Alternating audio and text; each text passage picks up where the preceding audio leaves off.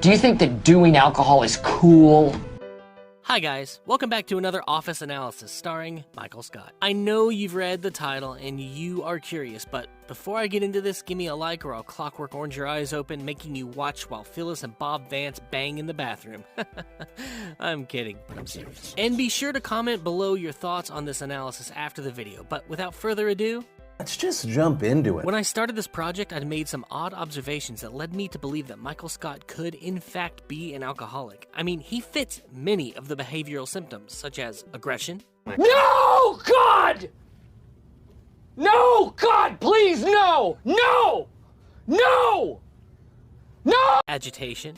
Dwight, you ignorant slut! Compulsive behavior or lack of restraint. I just wanted And in general, Michael wields an all-out self-destructive pattern. Rocking the sales team, I feel very blessed.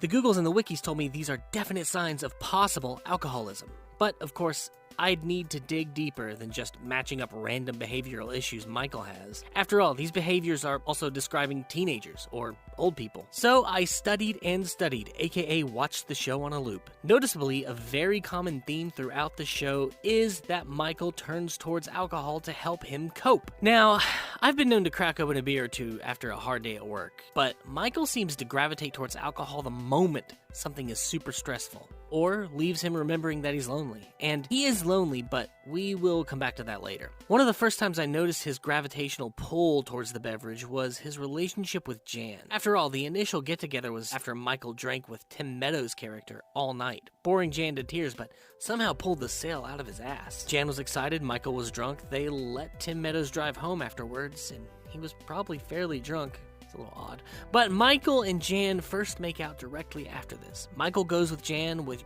later it's claimed they didn't even have sex, just talked and cried all night. Michael needs human connection. He thrives off of it. It's why he is such a great salesman. It's why he turns to alcohol the moment human connection may be fleeting. Remember when he quit? Remember when good old tall, dark, and handsome took over? Michael's just drinking openly in the office because that human connection that he feels at work is fleeting. When Jan regrets the night they spent together, Michael's first instinct is to mention getting drunk again. It's a pretty telling moment. I mean, all these moments are. He only mentions his soft teeth twice in the entire series. Remember that? And I would venture to say it's an excuse to dip his steak in wine. But that's a bit of a stretch. There's much more. Remember when Jim and Michael are both in charge?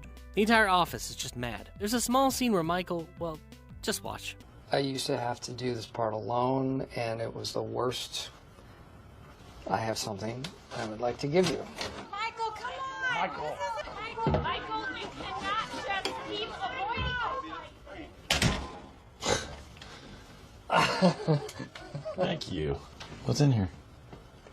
Shit. Yep, drinking really takes the edge off, huh?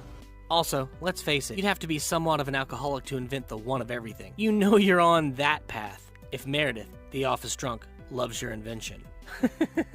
God, I love that scene. There's some pretty damning evidence that Michael is an alcoholic, and I thought he was, but upon further review, it's a bit more nuanced than that. You see, Michael is definitely someone who fits the mold, who turns towards escapism, alcohol being one of his escapes, but he's not Meredith level. Of course, not many are. No, Michael, at his worst, is a high-functioning alcoholic whose need for alcohol doesn't come from addiction. Rather, it comes from filling a void, a loneliness he hasn't been able to escape since he was a child. He wears his heart on his sleeve. Even his cringe-filled foot-and-mouth rants, where he just keeps digging himself into a hole, is a giant cry for help. He's not simply an alcoholic, he's a lonely man. When he was a child, he went on television. He spoke to a puppet, and the puppet asks what Michael wants to be when he grows up. I want to be married and have 100 kids so I can have 100 friends and no one can say no to being my friend. God, that's so sad. I cry every time, every damn time. And I actually think that sudden sadness that swept over the office and me and you, I think that is a huge part of Michael's escapism. He even goes to his office to cry or possibly drink. But I don't think Michael is as doomed as Meredith would be. In fact, When Holly comes along, he changes. He becomes himself again. He has a perfect counterbalance. They fit perfectly. Michael has a huge heart and Holly sees it. As Jim puts it, they're both huge dorks. It's brilliant. Then Wallace finds out. Holly has to move. Michael realizes the drive is too long. The two break it off and Michael is devastated. He tries dating again. Nothing too serious happens except Pam's mom. The most hilarious part in my not so humble opinion. But it was always Holly. And I'd venture to say that she is Michael's path to happiness and sobriety. Because when he's happy, he doesn't have to plan a booze cruise or throw an office rager. In fact, he doesn't even need Scranton anymore. Pam hugs Michael, symbolizing him finding his true happiness and leaving his past behind. Michael only returns once to share the love and happiness of Dwight's wedding. And in closing, Michael may have had some issues with alcohol. He may have been an alcoholic. In fact, it was probably a reliable steady for him in that World's Best Boss Cup. But his real issue wasn't actually the bottle being empty. It was his heart needing to be filled. It's why he still drank with Jan, because his heart wasn't filled. And when he finally chose to be with Holly, to leave Scranton behind, he became incredibly happy. Had 2 phones just because he had too many pictures of his kids. I mean, Michael was finally happy at the end. The writers did him justice. So, is Michael an alcoholic? He used to be, but his heart found true love. So, probably not anymore. Thank you guys so much for watching. If you want to get in touch with me, you can do it in the comments here, or you can tweet me at PaulAlcohol. That's on Twitter. I am on Snapchat as well. Just basically go on any social media site and type in Paul Alcohol, and you'll probably find me. I also have a Patreon and a Subscribe Star, which are both still being set up currently.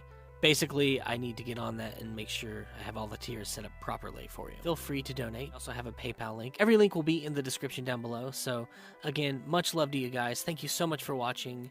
And next up, I think I'm going to do Did Kevin Form the Scavengers from The Walking Dead? Interesting. Peace!